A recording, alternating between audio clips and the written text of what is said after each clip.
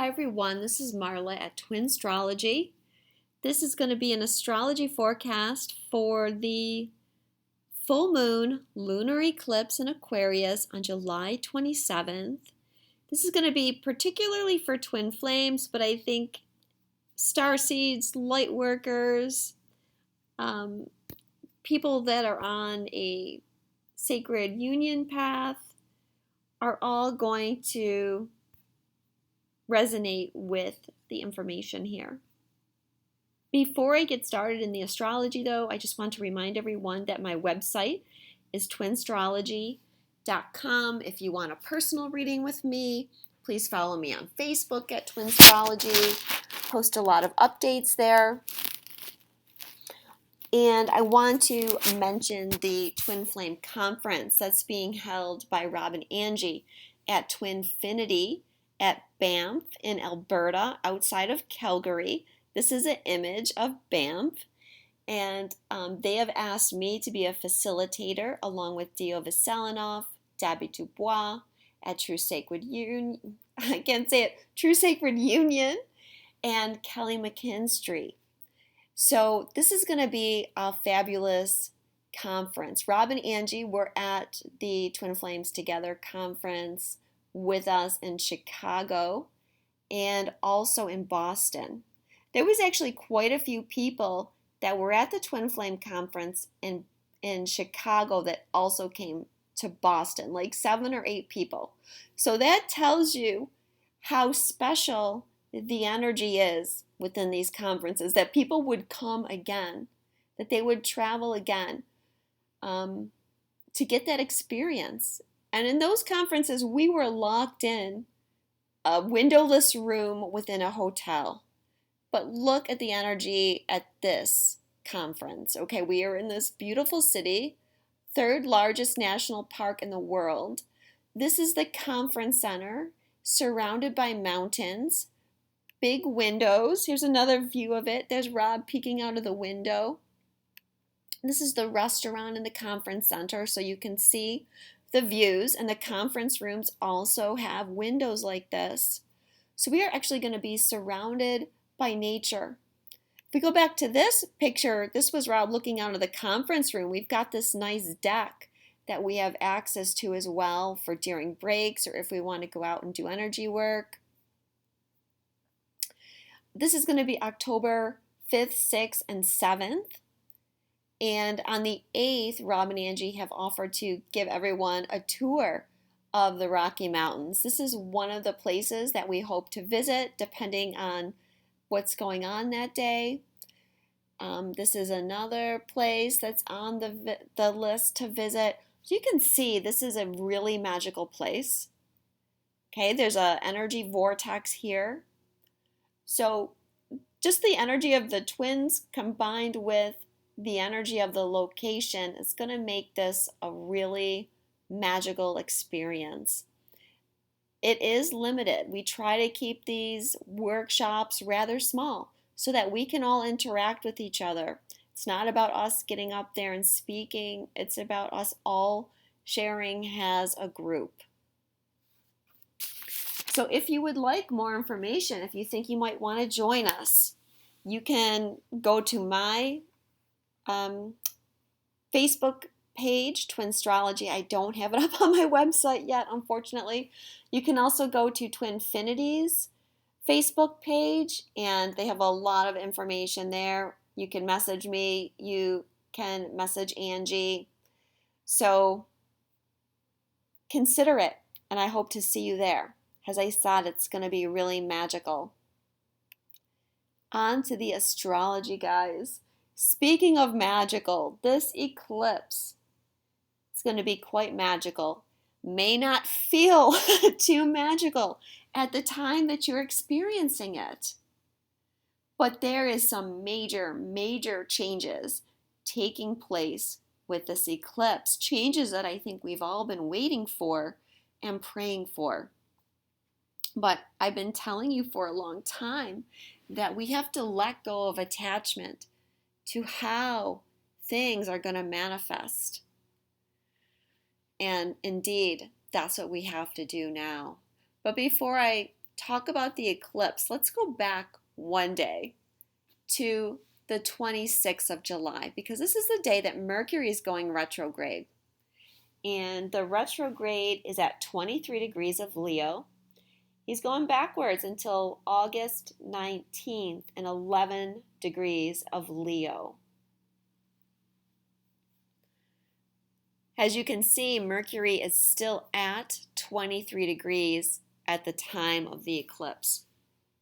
When he goes retrograde, he's not making any major aspects. So I feel like it might be a rather low point as far as our thoughts go, a low point in communication. We may even feel a bit isolated. Okay, we may feel down.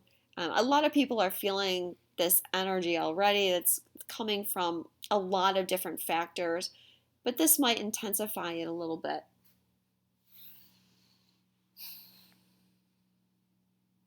Leo is about creativity, our ability to manifest, love, romance, what we do for fun, our identity, children. So these are some of the things that we're going to be focusing on.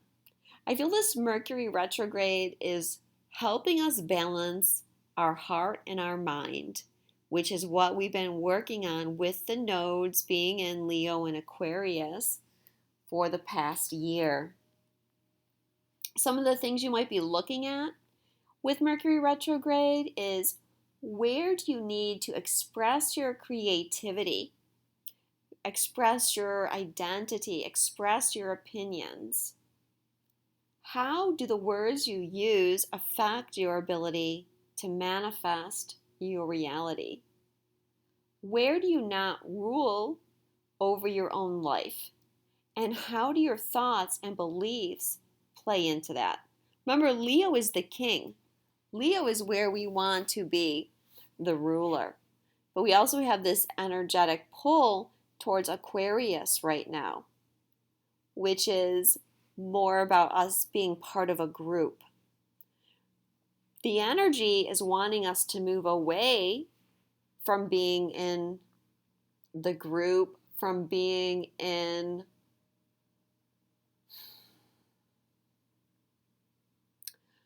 we can get lost in that Aquarian energy if we're not careful. Yes, it can be the rebel. Yes, it can be someone that differentiates themselves from the crowd, but it often is getting lost in the crowd. We're really wanting to create our own identity, to let our own identity shine right now. So a lot of introspection is going to be going on here at the end of the month. Something that we need to focus on, taking time out for ourselves. It's also going to be some family clearing related to this Mercury retrograde, and especially with your children and your parents. The Sabian symbol for Mercury retrograde is totally concentrated upon inner spiritual attainment. A man is sitting in a state of neglect of his body. Wow. So this Sabian is really telling us, number one, like I said, we're going to be doing a lot of introspection. We're going to want to be alone a lot. We're going to need that alone time. But that we're all going to be very focused on our enlightenment, our spiritual attainment.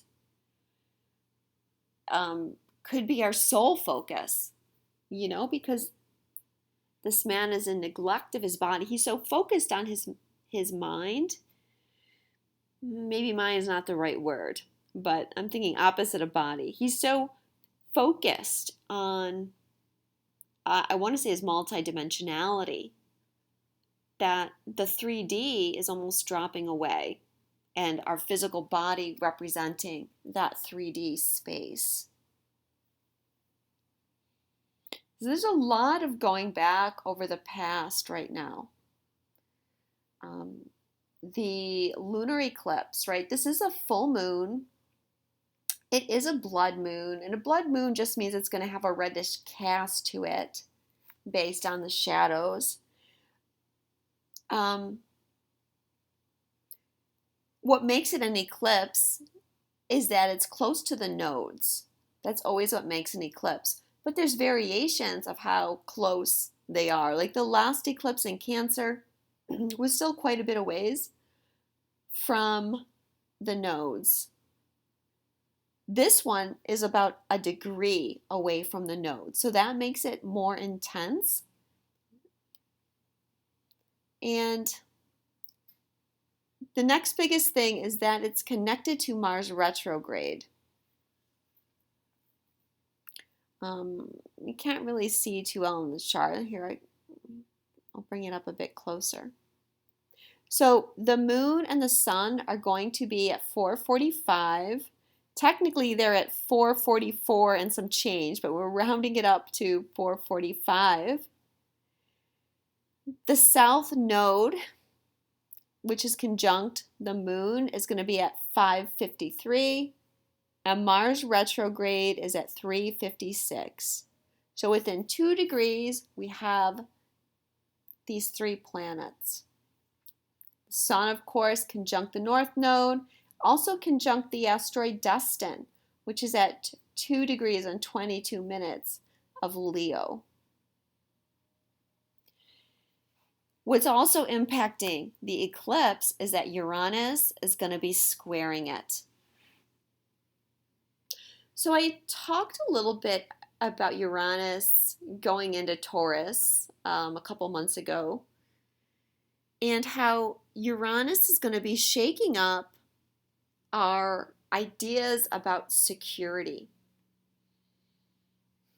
And indeed, that's what we see him doing, and this is being reflected in this eclipse. Uranus is the ruler of Aquarius. Okay, he's the ruler of the eclipse. And what we're needing to do is break the shackles from our past lives. Okay, the south node represents that past. The moon is our subconscious. And with Mars retrograde, we're stepping back from taking action in the world. We're going within. When Mars is retrograde, which is the masculine energy, we get more in touch with our feminine side.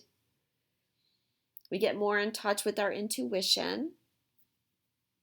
And we're looking at what has held us back. What of our past life karma is stopping us from moving forward in our life? Mars is our ability to move forward. It's our drive. What I'm getting from this chart with Uranus square the nodes, squaring Mars retrograde and squaring the eclipse, is we've had some past life traumas that have made us feel stuck. It's those persecutions, the imprisonments, the times where we've tried to break out, where we've tried to rebel, we've tried to be different, and we've gotten slapped down. And over time, that has affected our ability to move forward. It's affected our ego. It's made us afraid to go against the current. It's made us afraid to be different. Now with this eclipse coming in with Mars retrograde, it's really pushing us to break free. We've got to get over those fears, because those fears are keeping us stuck in old patterns. And what's happening is many people on the planet right now, they're not really alive. They're not really living. They're living a false life.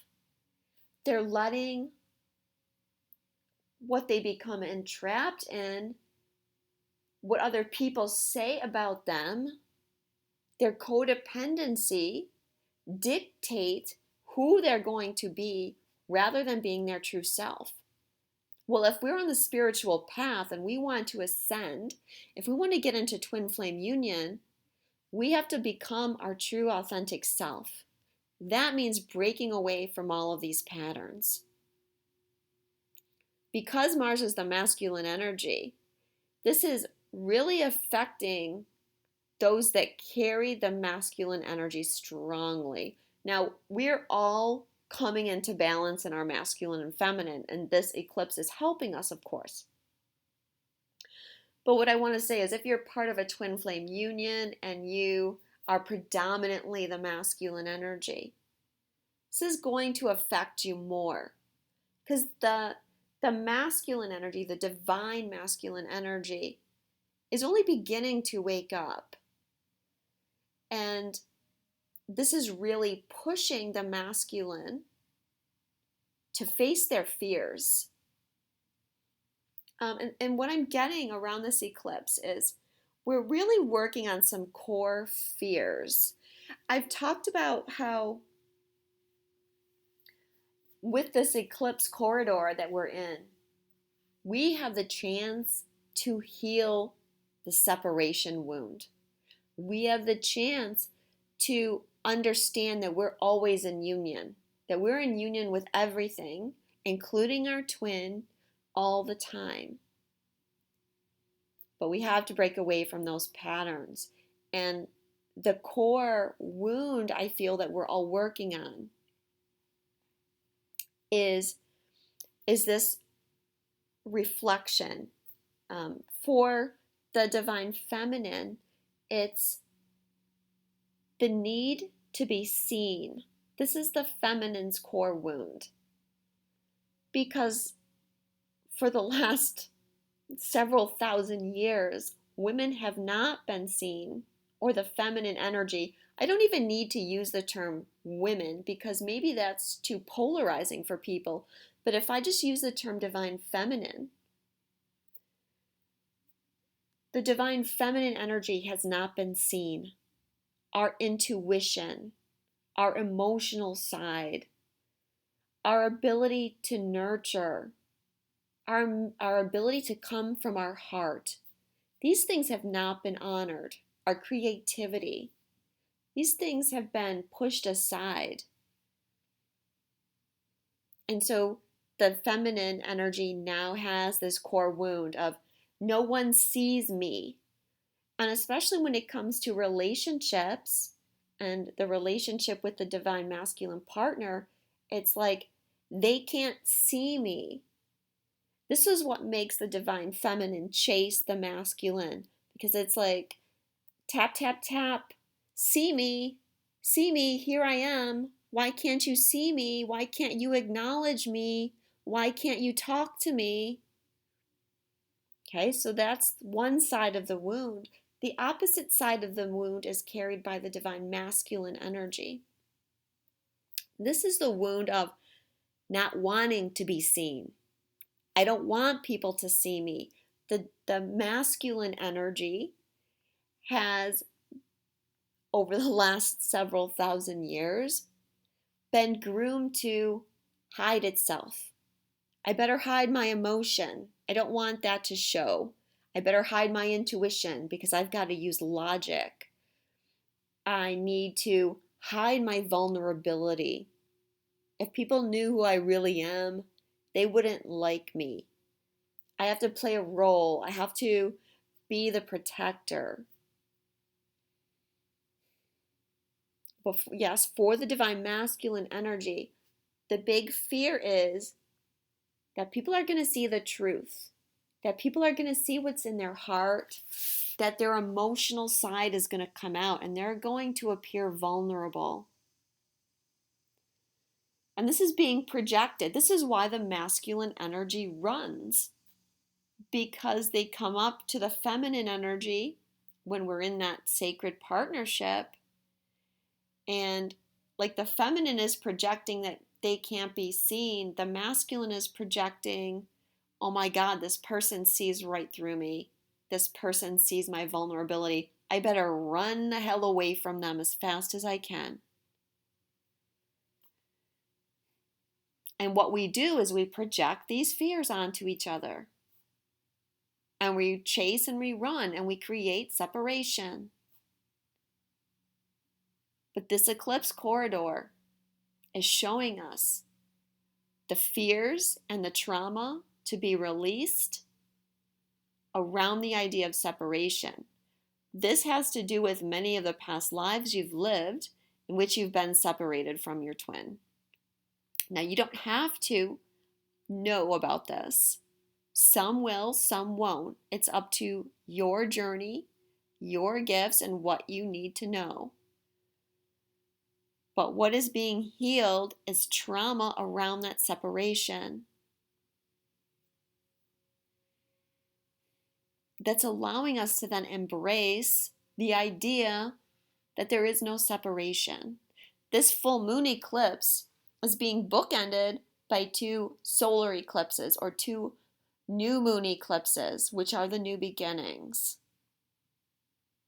Because there's 3 in this series, it's like packing a double punch of this new beginning. It's like you get a new beginning, then we have this really strong lunar eclipse. That's the release. And we've been feeling the release. It's not just going to happen like on this day. We've already been feeling it and continue to feel it. But then we have this new moon eclipse on the 11th of August, right in the Lion's Gate. That's really going to be the new beginning. But in order to embrace that new beginning, we have to embrace change. And that means letting go of these old patterns.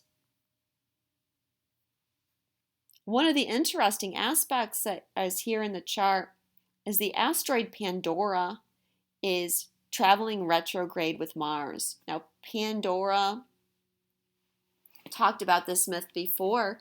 She opened up the box and she let all the evils out into the world. She managed to salvage one thing in that box, and that was hope. But Pandora in this case is representing our box. And this is where we hide everything. It's where we hide what we don't want others to see. It's where we hide what we don't want to see about ourselves.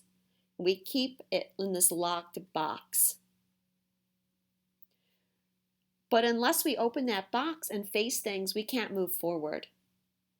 So with Pandora conjunct this full moon, this box is going to open, whether you want it or not. Because Pandora is opposite destined, as well as in a pretty tight square to Uranus. So what's in your box is coming out. Well, that might sound scary, but when you look in that box, it's going to allow you to move forward. Pandora here as well is saying that you're ready to take that step. You're ready to change. The Sabian symbol for Pandora is an interesting one. A deserter from the Navy stands suddenly aware of a dawning truth. Freedom is never the result of compromise. This is a perfect Sabian here because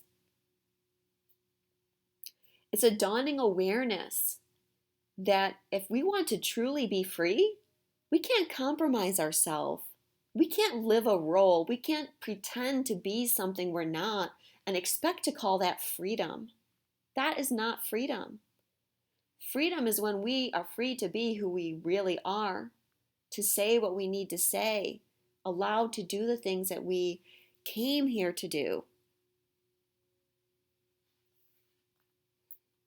So it's time to open up that box. The moon itself is going to be on the Sabian. A council of ancestors has been called to guide a man. Another powerful one. This is letting us know that we're getting help from the other side. And I talked a minute ago about family healing with Mercury retrograde, but all through this eclipse corridor, we've been doing a lot of ancestral clearing. Now this is saying that a council of ancestors is being called to guide us. Our ancestors are wanting our lines, our DNA lines cleared, our bloodlines cleared. But of course, our ancestors also refer to those that have gone before us and the masters the Ascended Masters, and everyone on the other side that's helping us. Mars is on the Sabian symbol. A Hindu healer glows with a mystic healing power. Confirmation that great healing is taking place on everyone's masculine energy. And then the South Node is on a masked figure performs ritualistic acts in a mystery play. This one I feel is about taking off the mask. Stop the performance. Take the costume off. Be yourself. Black Moon Lilith is also involved here. She's also conjunct the full moon, conjunct Mars retrograde. Lilith wants to be herself at any cost. She is the asteroid of authenticity. So she's also lending her energy here.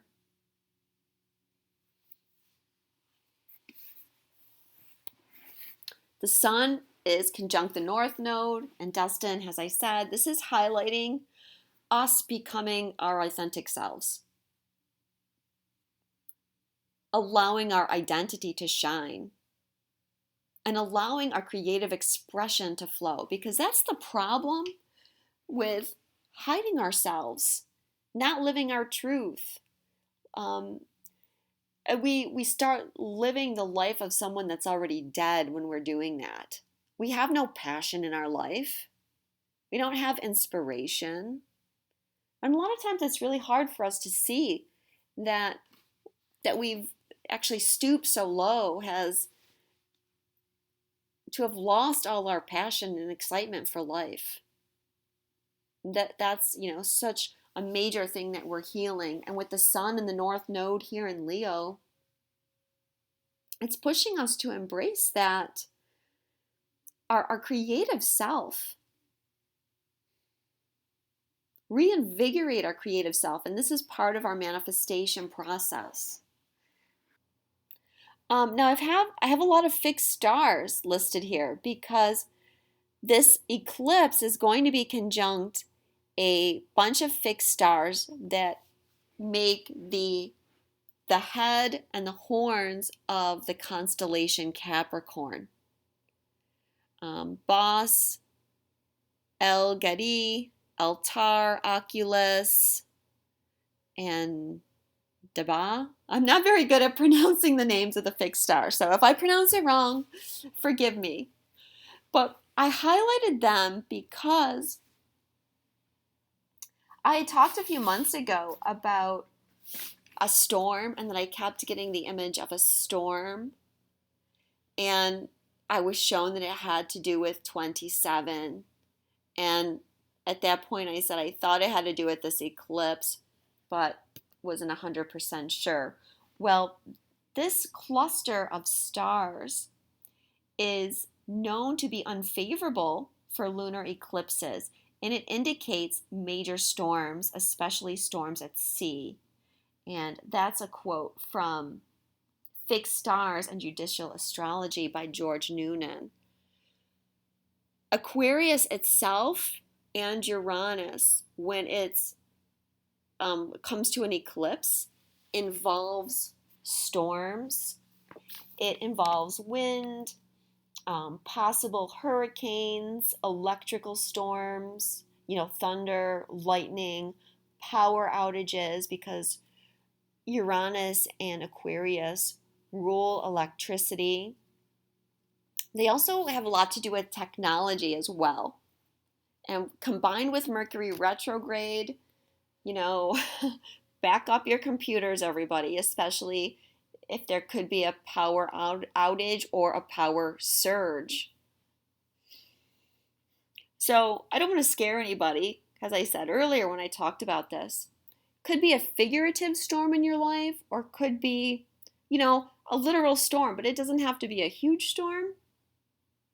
I live in the northeastern United States, and when I look at the weather forecast for next week for the Northeast, pretty much everybody has chance of thunderstorms almost every day.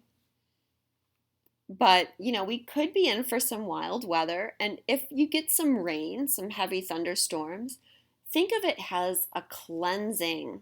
That rain is very cleansing. And the electricity is a buildup of energy. When we have a cold front and a warm front rubbing against each other, they create electricity. And this can happen in twin flame dynamics because we have the masculine energy and the feminine energy, and they're creating a type of electricity. And sometimes that electricity has to be discharged. And the way that's usually discharged is some kind of purging or trigger. And I've seen it often with twins. When I'm doing readings, I get a lot like, okay, your energy is built up and you've got to discharge it. So there's going to have to be a trigger where you may have to interact or trigger each other to cause a release and dissipation of that electrical charge. So that could be happening in your union as well.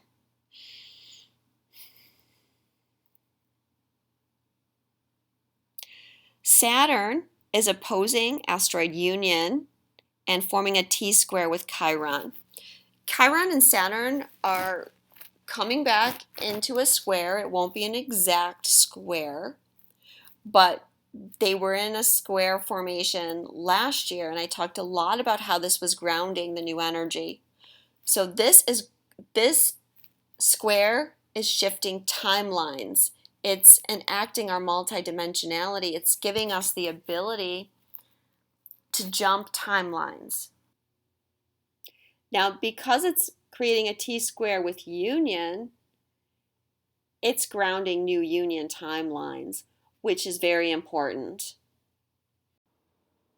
This is also related to Lunasa, which currently is celebrated on August 1st. This is the celebration of the god Lu. Lu is a sun god, but traditionally, Lunasa would have been celebrated on the full moon closest to August 1st. So if we go by the traditional calendar, then this lunar eclipse is marking Lunasa. And this is where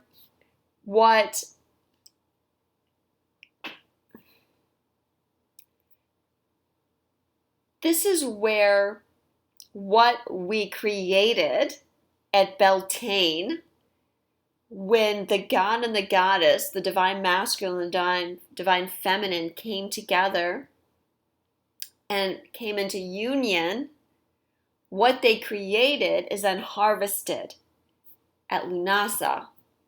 So this is another indication that there's going to be some growth in your union energy. So whether or not you see it immediately, there will be some kind of change in your union. There's some healing going on too. Saturn, as well as Uranus, has to do with the past life karma that we're healing. Saturn and Uranus are trying each other. This is giving us the ability to shift between the past and the future, and giving us the ability to take something old and redo it, make it useful, make it new. Asteroid Karma and Pandora are forming a yod with union.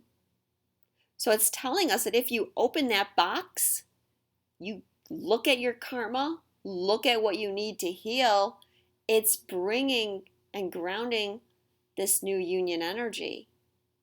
It's unlocking your ability to manifest union. And when we have a yod, we're dealing with two inconjunctions.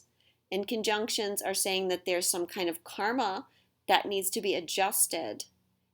So these two are the karmic aspects. You're adjusting it to open up the gateway to union. And you can see that has union within yourself. If you're in a twin flame or sacred partnership, a union with your significant other. On a wider perspective, this is union with all. Then we have Venus trining Pluto as well.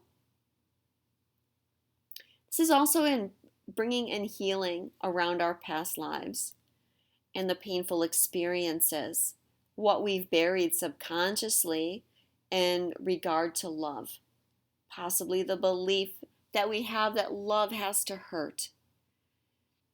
So what you can do during this eclipse? Well, you really need to surrender. It's the most important thing. Surrender to whatever is happening. Go with the flow. Things could appear chaotic. Change comes out of chaos. Change does not come out of the same old, same old. So without something changing, you're not going to grow. Embrace the change, whatever it looks like.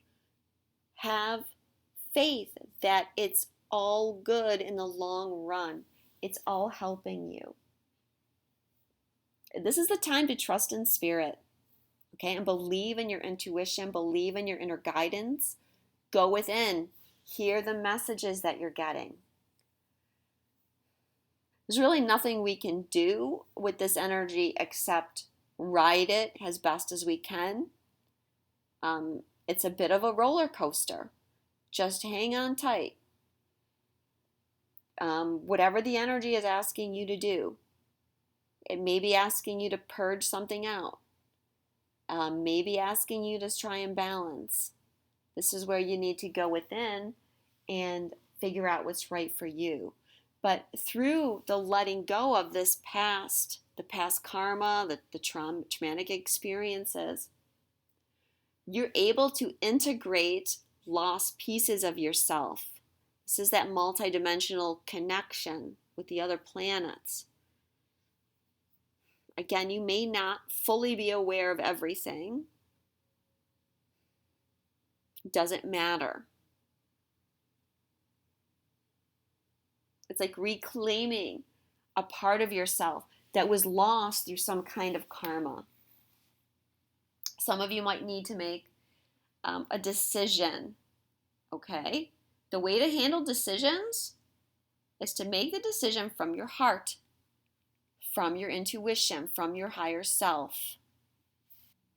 Aspects of communication are going to be healed. Your inner wisdom, tapping into your inner wisdom is going to be healed. Uranus and Aquarius is that deep wisdom that it's the wisdom that comes from within. It's not stuff that we learn out of a book.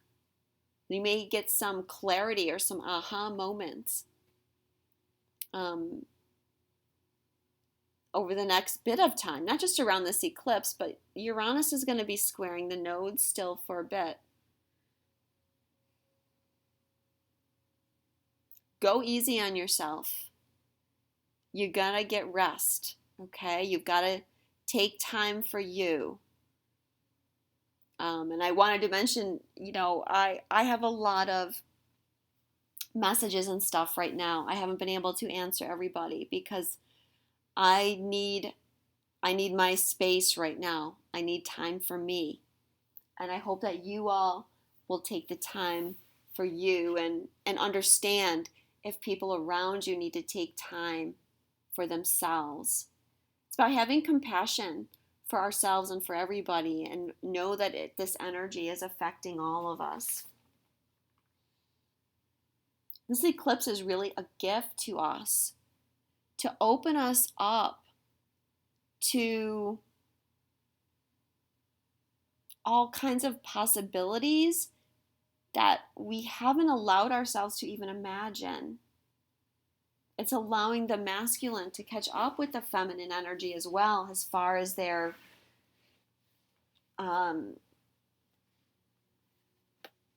awakening, their ascension. We need to stop playing it so safe, though, and that's what this eclipse is opening up for us. And with the moon being conjunct these fixed stars that I mentioned before. Now, this is traditionally used when we're looking at natal charts, but I'm being shown that it's effective for this eclipse as well. But Ptolemy has said that when the moon is conjunct these stars, especially Altar, which is in the eagle, it brings unexpected events, peculiar and unexpected events. And I feel that's what some people are going to be experiencing. I also want to say, drink a lot of water right now because we are clearing so much. Not only are we clearing, but many of you are energetic transmuters. I'm one of these, so that's one of the reasons why I'm kind of down and out right now. When we have so many people purging negative energy on the planet, the transmuters come in and transmute that negative energy. So you could be just feeling wiped out. Maybe you don't understand why you're so tired. Well, you're doing a ton of energetic work. Clearing for yourself, clearing for others. Drinking water is really important because it helps you release that old energy. It helps with bloating too. And I know that a lot of you are dealing with bloating. It's part of the energetic process that we're going through, but it doesn't feel too great. Being able to lose weight has been hard, but it's part of the grounding process. Something that we just have to live with for now, but drinking water can also help with that. We want to make sure that we stay well hydrated for a lot of reasons. All right, I think I've covered everything that I want to say. And I'm looking forward to coming back and talking about the next eclipse because that one's going to be very important too. Well, they all are, and they're all working together. None of these things happen in a vacuum. It's a continual evolution of the energies and helping us evolve ourselves. So thank you so much for listening, guys. Enjoy this energy. Don't be hard on yourselves. I'm sending you my love, and I'll speak to you soon.